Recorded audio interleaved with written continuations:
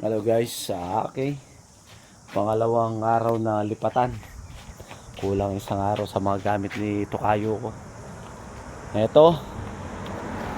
Ayan, mga ano lang din. Mga bigay lang din to. Ganda oh, bago. Bigay lang sa kanya. Tsaka ito. Aha, may monitor dito na Apple. Ay siya oh. Ayan, napulot lang yata niya. Maandar yan. Ayan. Daming gamit. Ito, binigay din sa kanya to. Ganda to, nahiga. Nagkakalaga lang ng $1,500 to. Itong upuan na to.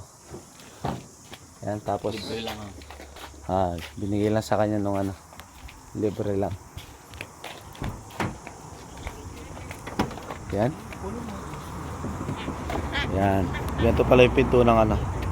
Ganito pala yung pinto nung Hilux. Hilux na magkakaroon ka din. In the future sana. Ayaw para may pako to. Ay wala. Yan. Kaya yung pinto niya. Tsaka ang purpose ng ano na to. Pag dinoble break mo siya, naglalak siya.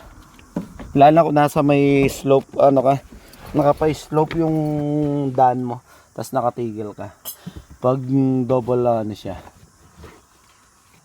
yun, tinadyakan mo dalawang beses, yung inapakan mo yung preno niya, maglalak siyang kusa, nakapreno. Tapos pagka marangkada ka, doon pa lang siya ano, magtatanggal, alisin niya, parang tinutulungan kanya. Iano kanya sa nakabitin, ganun. Maganda siya.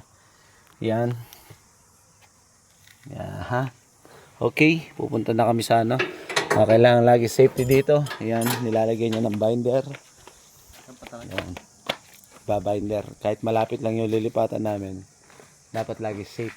Baka biglang may pulis o ano. Habulin ka.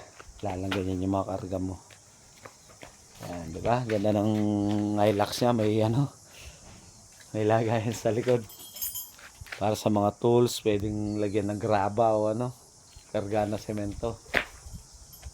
Diba? Okay. Bye-bye muna.